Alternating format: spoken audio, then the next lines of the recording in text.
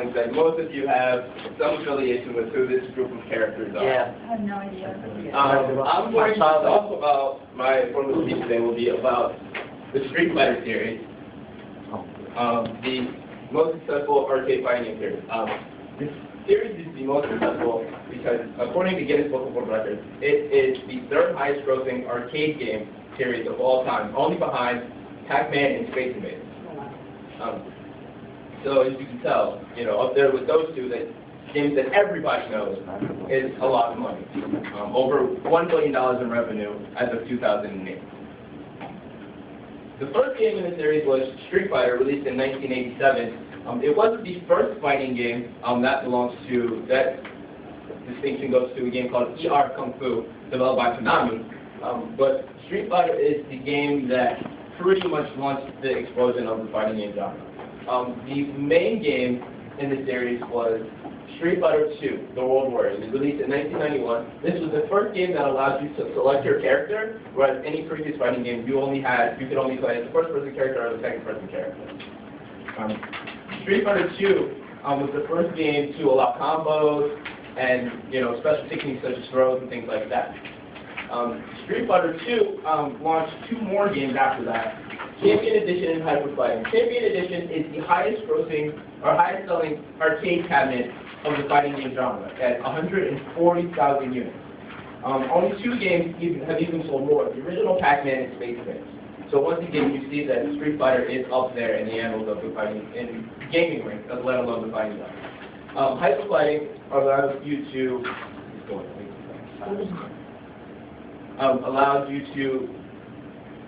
the game was built a little bit faster than the other games, and this was a response to what the developers were finding in arcades in Japan, where you would see hacked versions of the Champion Edition cabinet, where the arcade owners have gone in and tweaked some of the settings to make the game go faster.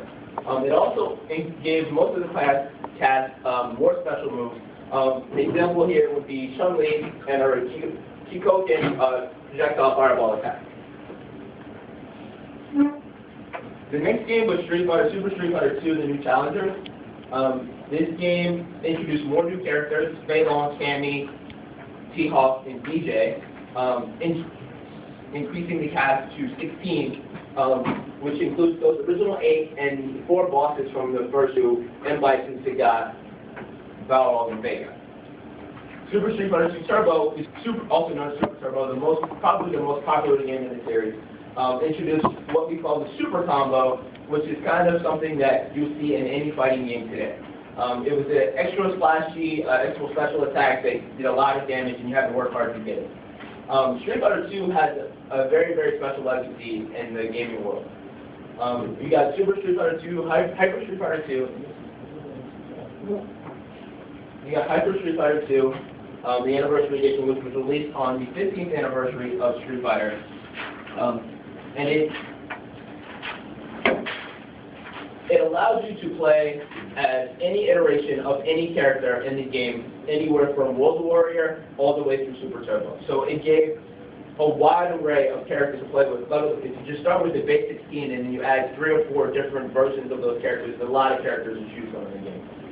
Super Street Fighter 2 HD Remix, which is commonly just known as HD Remix.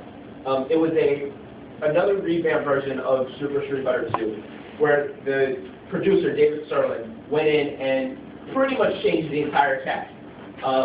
Some moves had different priorities, moves were added, moves were taken away, things were just tweaked a little bit to make the game even better than what it already was. Now there's a division in the Street Fighter community as if it's actually better than Street Fighter 2 Turbo, but this is the modern version where a lot of people play that now. Now we're going to jump back in time, but go forward in time at the same time right here.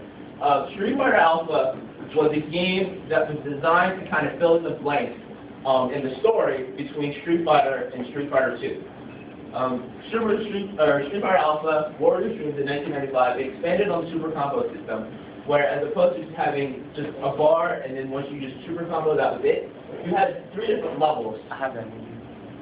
You guys, as you can see right here, you have 3 different levels. Ken's at level 1, Ryu's at level 2. It goes all the way up to level 3. And it gave the super combos different properties, which is more hits and more strength. It also introduced air and auto blocking, where you could pick a mode where if you didn't move the joystick and your opponent hit you, you'd block. You didn't have to worry about blocking. It made the game a lot more feasible for new players. Alpha 2 and Alpha 2.0 were two games, essentially one game, that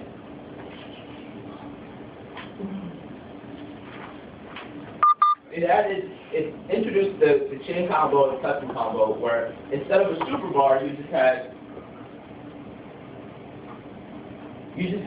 the characters. You just had the regular bar where you, instead of doing super combo, you can make your own super combo. So you start to activate the bar with the button press, and then you can do whatever kind of moves you wanted, and they would all link together. 0 to Alpha, because the Alpha series is known as 0 in Japan. And this game was most of it just released in Japan. It was a tweaked version of Alpha 2 because the American version got a few more characters than the Japanese did originally. Street Fighter Alpha 3, my personal favorite game in the series, introduced the instant system, where you could play as different iterations of every character. You had Xism, which played a lot like Super Turbo, where you had the single combo bar, you maybe did a little bit more damage. Aism plays like classic Street Fighter Alpha, and Vism plays like Alpha 2. Oh, is this Daigo? Oh, this is disgusting. Street Fighter 3 was the next series in the game. These games weren't very popular because you got rid of most of the original cast. You had Ken and Ryu, but then everybody else was in it. And Second Impact was more of an expansion on the game, and it added a few more things such as parries and guard breaks and high jumps. And also introduced the beneficial taunt, where if you taunted somebody, you actually got a benefit from it more than just embarrassing your opponent. I'm going to show you a bit of a video here. It's going to show you a lot of the game systems from all the games in play. So you just got to bear with me. You got to have quick eyes. Okay. This video was taken from VIDEO 2004, and it is Daigo versus Justin Wong. To the what's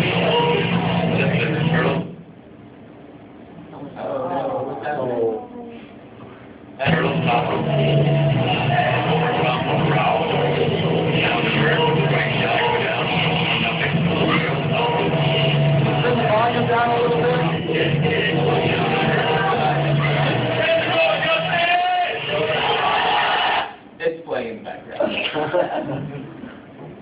That's not what I want to happen.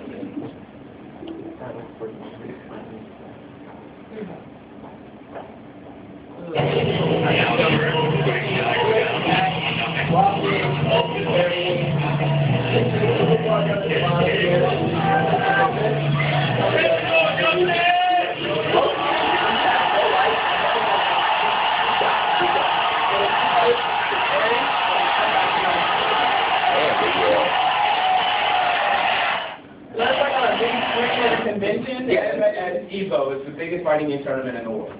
So this is all the excitement after the meeting. China or something? No, it's in America. It's in America. And now I bring you to the present with Street Fighter 4. Street Fighter 4, released in 2008, was somewhat of a back-to-basics approach for the series because a lot of people were lost between the Alpha and Street Fighter 3 series. So you got rid of a lot of the parrying and the special techniques you gained in the other games. Street Fighter 4, Super Street Fighter 4, more of the same, more expansion, more characters, brought back selectable ultras. And in conclusion, Street Fighter, as you've heard, is, as I told you,